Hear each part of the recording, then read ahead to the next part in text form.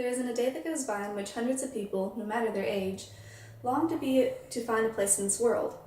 Whether it be a kindergartner trying to find someone to play with on the first day of school, or a senior in college still desperately searching for their purpose in life, there is no denying one simple fact.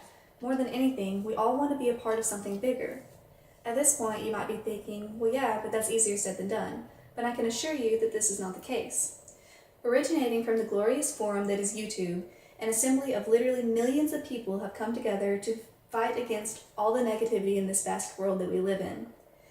These people have dubbed themselves Nerdfighters. And no, it's not a group of people sitting around concocting ways to harass nerds. On the contrary, Nerdfighters are very pro-nerd. I have followed this movement for the past 3 years by supporting the founders of the Nerdfighter community, John and Hank Green, in watching their weekly videos and participating in their annual charity projects. With that said, I can honestly say that this association has permanently changed my perception of just how much one person can do to change this world.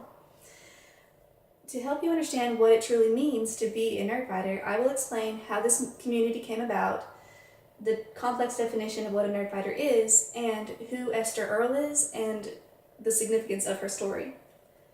First and foremost, we must talk about how it all began. The Nerdfighter movement sprang up 8 years ago from the video blogs of two brothers, John and Hank Green. They lived rather far apart, so in an attempt to reconnect, they decided to communicate exclusively through video blogs for an entire year. Along the way, John and Hank unintentionally created more than just videos.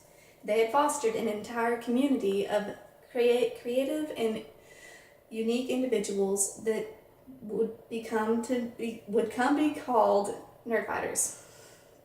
Now, these Vlogbrothers videos probably wouldn't have gotten quite as much attention if they hadn't been created by two very talented brothers. According to the FYA Nerdfighters website at fyanerdfighters.com, John Green is a celebrity young adult author whose books have been showered with praise and critical acclaim. He once held 4 spots on the New York Times bestselling list at the same time. Hank Green is a technical wizard.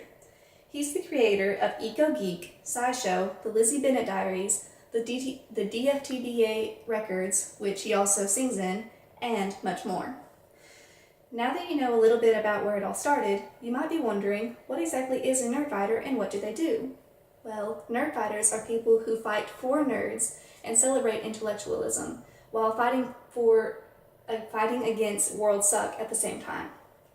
They use the internet, especially YouTube, as their platform in an effort to support their own brand of social change, which includes everything from spreading anti-bullying awareness to raising money for charities.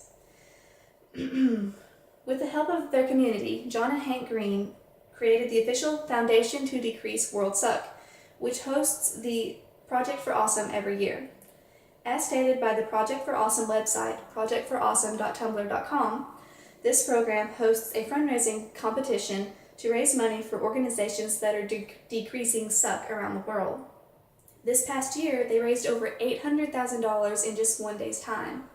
Unofficially, the Nerdfighters are a place of acceptance. Nerdfighters don't only accept the differences that make us unique, they embrace them. According to John Green in their How to Be a Nerdfighter video on youtube.com, if you want to be a Nerdfighter, you are a Nerdfighter. To continue, now that I've explained what a Nerdfighter is, I'm going to tell you about a young girl named Esther Earl and how she epitomized a true Nerdfighter without even meaning to. 16-year-old Esther had terminal thyroid cancer, but it was clear that her illness did not define her. She was quirky, smart, sincere, and empathetic beyond her years. She became friends with John Green at a Harry Potter conference in 2009, and they continued to stay in touch from then on. Their friendship ignited the inspiration for John Green to finish his book, The Fault in Our Stars. Her passing in 2010 was the fuel behind this fire that drove John Green to create a book that emphasized that one's life can still be full of love and meaning and wonder, regardless of the number of days. Esther continued to make video blogs with grace and humor and remarkable wit up until the day before she passed.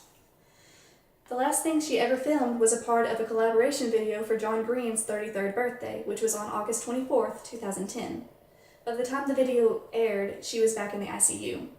Esther died in the early hours of August 25th. In this book, dedicated to Esther Earl, The Star Won't Go Out, John Green, who was asked to write the introduction to this story, stated, "In these pages and in my memories, she reminds me that a short life can also be a good and rich life, that it is possible to live with depression without being consumed by it, and that meaning in life is found together in family and friendship, and that transcends and survives all manner of suffering."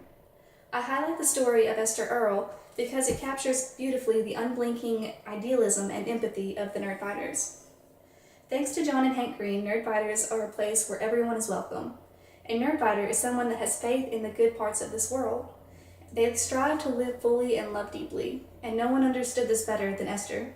She was and still is the ultimate Nerdfighter. If you ever have one of those days where you feel like you don't have what it takes to be a part of the bigger picture in life, remember that you're not alone. Over 1 million people felt the same way before they found the Nerdfighter community, and you can do the same. All it takes is the click of a mouse.